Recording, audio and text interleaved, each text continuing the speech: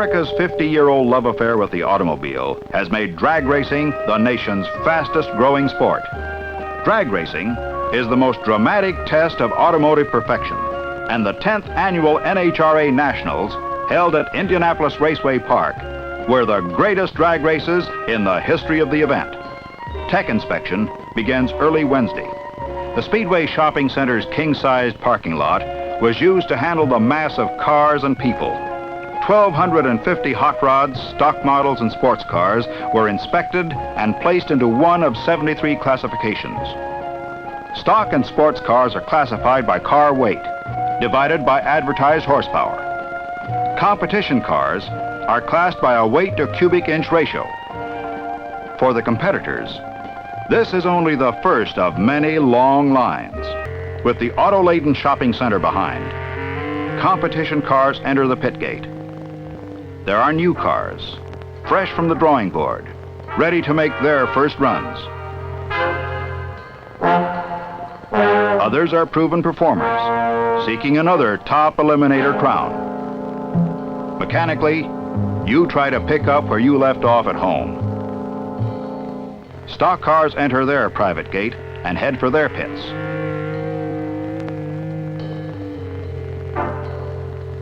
When you feel you're ready to hit the strip, you line up again. This particular line winds up at the sort and shuffle the cars into proper lanes. When staging control calls for your special class, you want to be there. There are 1,249 other guys and gals just as anxious to test the traction of Raceway's new blacktop. And this is the moment supreme.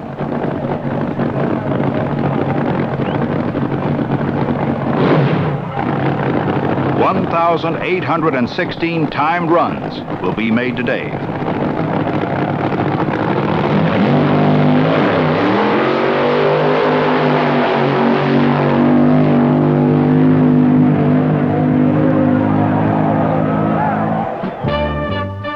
Back at the shopping center, they're still coming in, and will be for 3 days.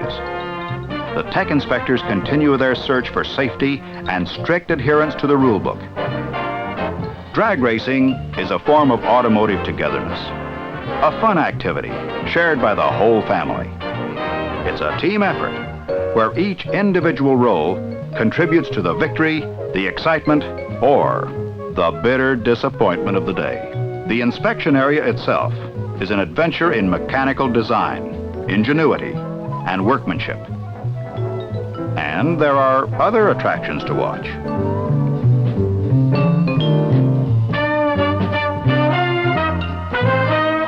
Winning cars are carefully weighed twice, during classification and after the winning race. And they'd better weigh the same.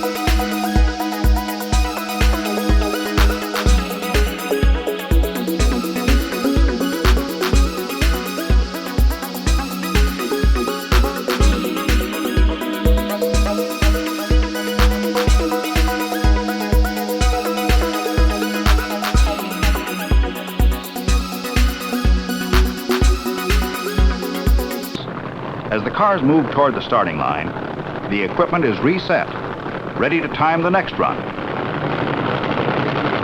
With cars properly positioned, the anticipation starter, the Christmas tree, comes on.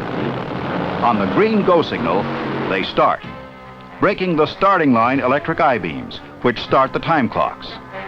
1,320 feet later, the cars break the finish line electric I-beams, stopping the time clocks.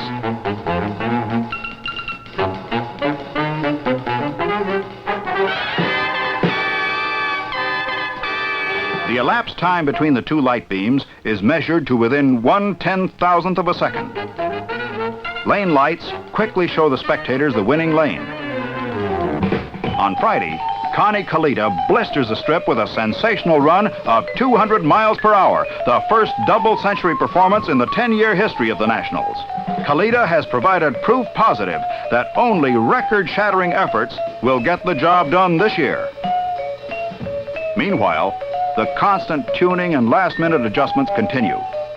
If you run out of daylight, it's back to the motel for night work.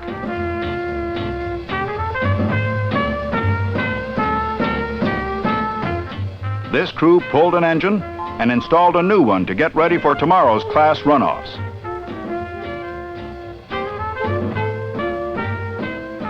When you've come this far, you don't let a sick engine keep you off the strip. Dave Strickler gets set for the A Factory Experimental Class event.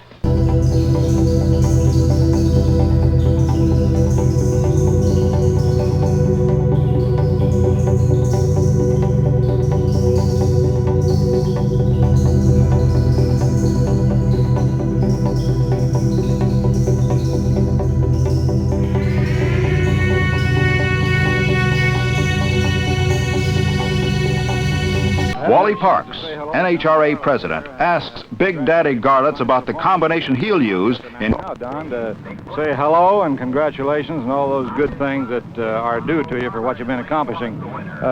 Wonder if you'd give us a little bit of a rundown here on some of the things that you think have contributed most to the new sensational performance that you've been getting out of this little machine here just in the last few months. Well, Wally, it's a pleasure being here, as it is the last couple of years. We've been taking in the national drags up here at Indianapolis. It's a really big show, and it's the greatest spectacle in drag racing, no doubt. And about 2 months ago, we got an idea on these cars and the tires and everything that maybe the drag racing had kind of stalemated and everything got in a rut. So we made a lot of radical changes, and it just seemed to be in the right direction. It's a tire, blower, compression ratio, fuel combination that has contributed to these phenomenal 200-mile-an-hour times. Sunday. Almost 50,000 drag racing fans jam Indianapolis Raceway Park to witness the action-packed trophy runs. Sam Perriott, age 62, takes the AA Modified Sports Car title with a 10.41 ET, top speed 147.54. Maynard Rupp and the Logie Stamping Streamliner number 18 and Bernie Regals meet for the A-Fuel Dragster Trophy.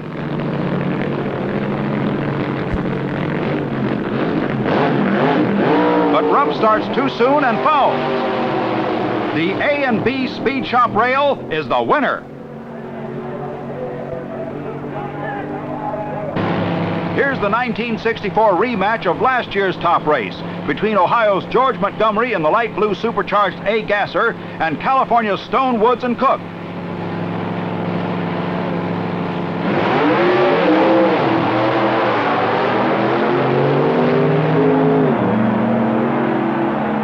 Montgomery takes it again this year. The Hill and Zartman C Gasser in lane number 1 battles Larry Teeter's beautiful maroon car in lane number 2. Teeter wins the close race. In lane number 1, it's the orange pickup of Eugene Chambella, Culver City, California, against Jack Merkel from Ridgewood, New York, for the B Supercharged Gas Honors. Merkel quickly leaves his challenger behind, and 10.54 seconds later, wraps up the class title. In the C Dragster competition, number 139 went across the line, stopped. John Lundberg, the voice of the drag strip, describes the action. Fantastic operation. The crowd is really behind this guy. Pushing his car all the way down the quarter mile by hand. And believe me, that 1,400 to 1,500 pounds of that car is going to be awfully heavy by the time he gets to the end of the quarter mile. He's moving towards the finish line now, and in just a second the wind light should go on saying he's completed the quarter mile.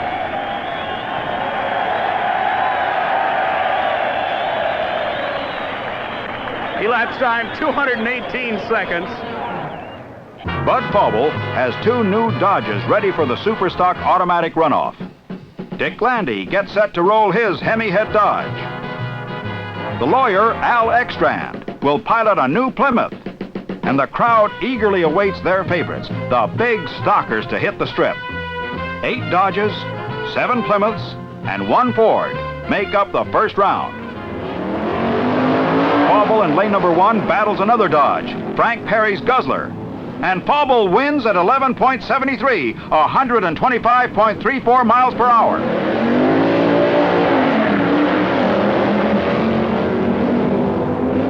Paul Russo in the red Plymouth eliminates Arlen Banky in lane number 1. As Color Me Gone and the Lawman come to the line. Linda Mood fouls, and Al Ekstrand strokes it to move to the next round.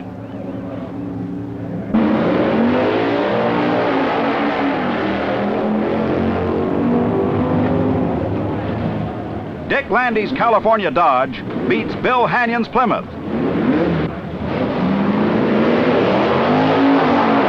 Horace Pitcock's Golden Commando makes the next round an all-Mopar show as he shuts off the Bob Showcross Ford. Charlie Smith and his injected Altered are pushed to the line for the trophy run.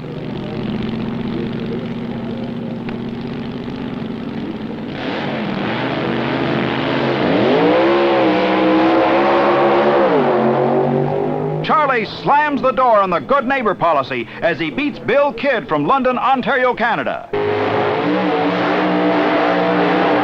Chuck Seabrook in lane number 1 fouls, and Kay Sissel of Rosemead, California in lane number 2 becomes the D-Altered King. For top AA Street Roadster honors, it's the Ventura Motor Olds-powered machine against the Yellow Jack 2 from New Jersey in lane number 2. Dick Gazin wins in lane number 1 for the Ventura crew. Jack Chrisman drives the crowd-pleasing Saxon Sun-blown Mercury Comet running in B-Fuel dragster class.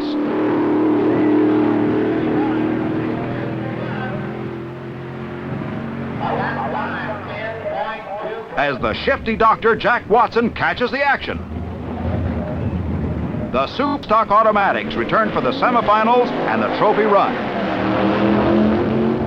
It's Plymouth against Plymouth as Dan Smoker's Big Red loses to the Golden Commando from Detroit. The Candy Stripe Ram Chargers Dodge, driven by Jim Thornton, takes on Paul Russo's Plymouth.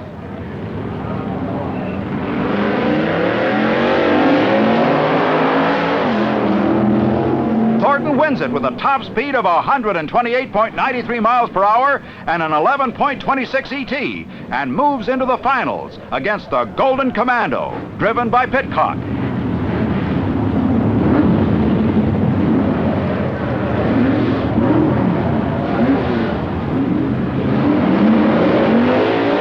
Pitcock in lane number 2 is first out of the hole, but the Commando red-lighted and the Dodge takes the trophy run.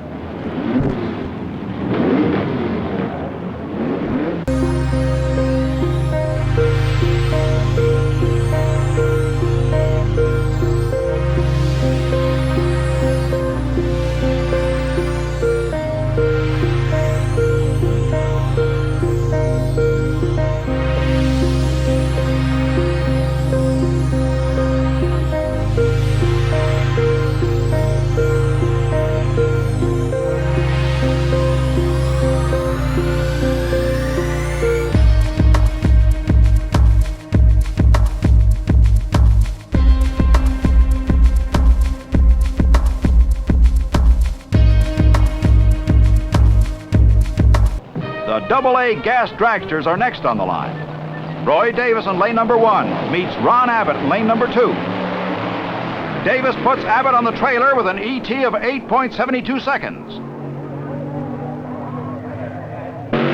In the trophy run, Roy Davis in the near lane meets Pete Robinson from Atlanta. Davis blows, and Sneaky Pete's the victor. Staging control calls for the Superstockers. Butch Leal, the California youngster, takes on the High Risers Thunderbolt.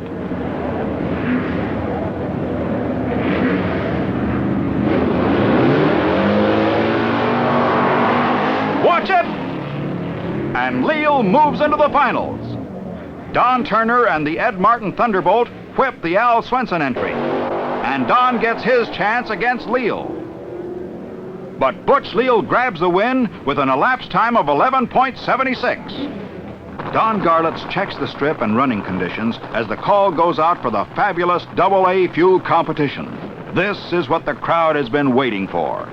17 of the nation's best cars answer the first round call and set the stage for the cliff-hanging races that follow. In lane number 1, Wiley Fallon and the Shreveport Dragway Special challenged Don Garlitz. Fallon counted the yellow lights, but never saw the green. He fouls as Garlitz covers the quarter mile in 7.80 seconds. Joe Schubick in the far lane and Jim Dunn in the near lane. As a slow-motion camera records the start line drama,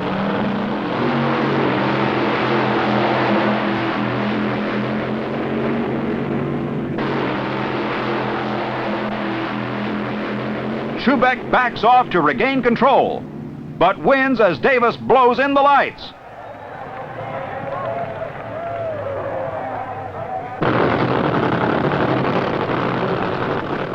Kalitta's blown Chrysler, the Bounty Hunter, returns to face colorful Eddie Hill from Texas in lane number 2.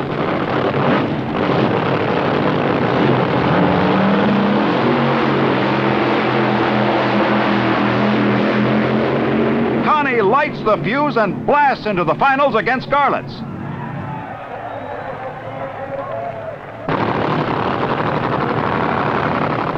The Garlitz crew hustles to clean off the tires, while Connie calmly rides in as though he's off to the corner drugstore.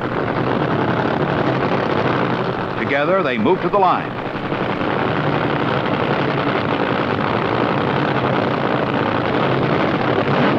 Christmas tree starts the countdown, and they're off.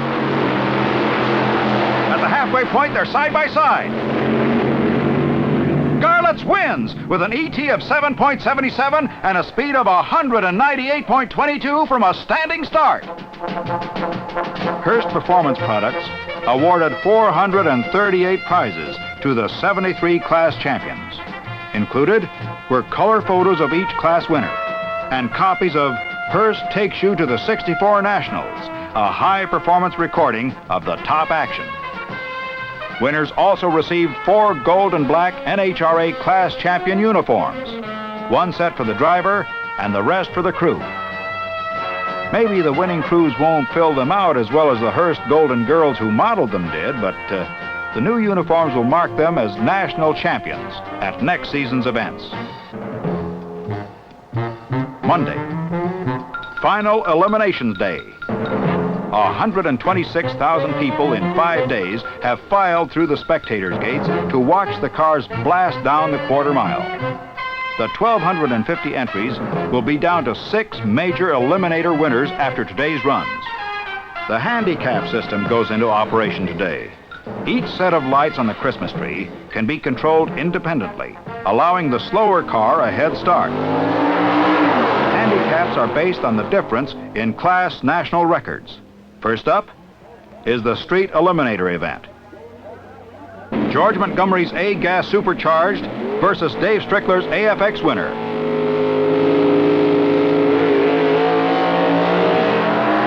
Strickler gets the head start. Montgomery chases him. And Montgomery blasts by to win. In the final, it's 930 Ralph Holloman and his C-modified production class leader against Lunati. Joe Lunati from Memphis takes a quick lead and becomes a street eliminator for 64. Here's John Lundberg again. Here's the competition eliminator final. The supercharged fuel-injected Chevrolet Fiat of Davis and Ingram against Charlie Smith, plain vanilla Chevy. Here we go.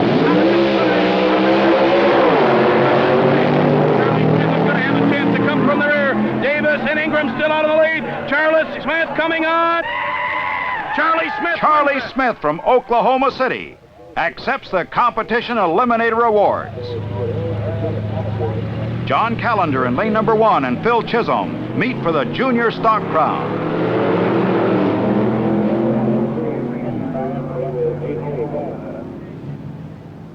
Callender reached the finish line first, but topped his own national record by more than the allowable 1/10 of a second.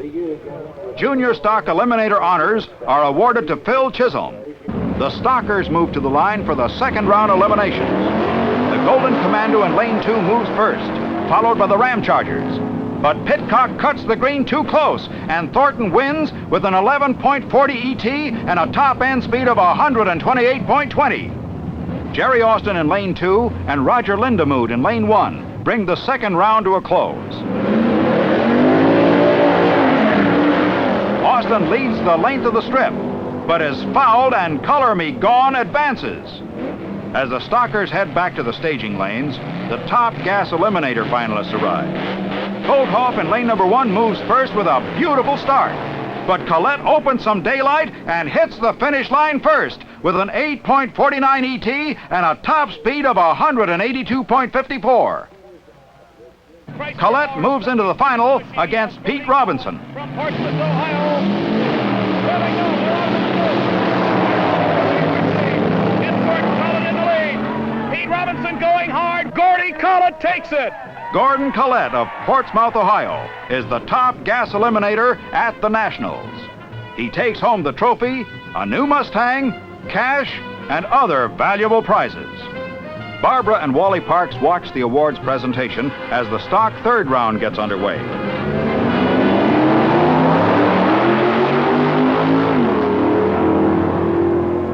Jim Thornton, with an ET of 11.49, sends John Dallapiore home early. Roger Lindemood and Dick Landy roll to the line.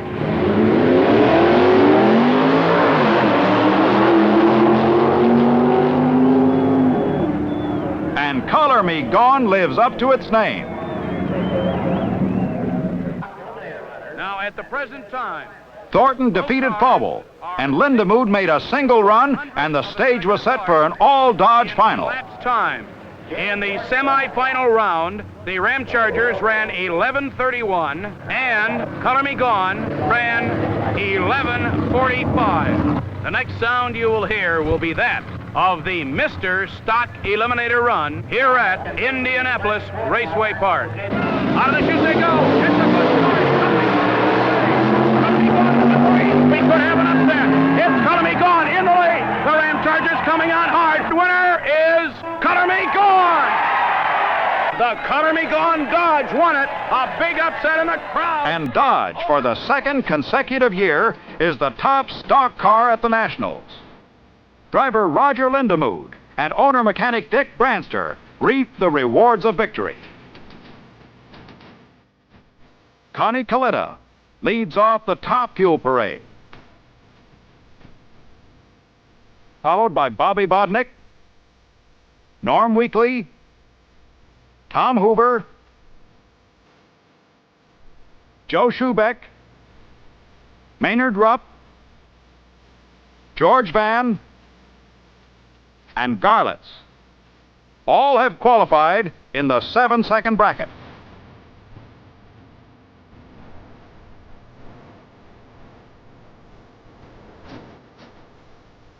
Included in the first round was the Hoover versus Coletta match. Tom Hoover against Connie Coletta.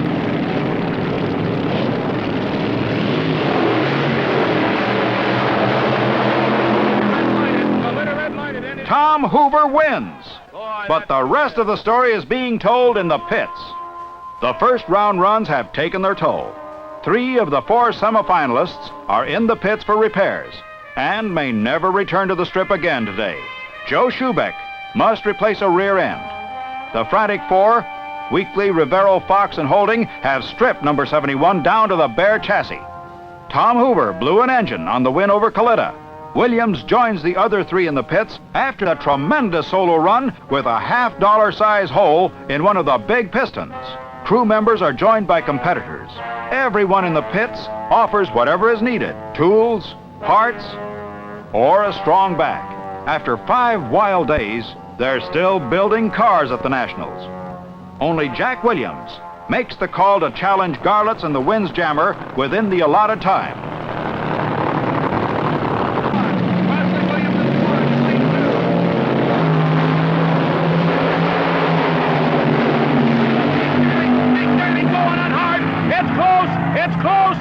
at the end of the quarter mile. Don Garlits wins it! Don Garlits wins it! And the crowd goes wild. And he was definitely ahead. And then all of a sudden, the baby came on and said, zap, you know, half a car. Zap, half a car. And that's the story of drag racing. Well said by Don Garlits. Zap, it was half a car. Big Daddy's record-shattering run is a fitting climax to this, the 10th annual NHRA National Championship Drag Races.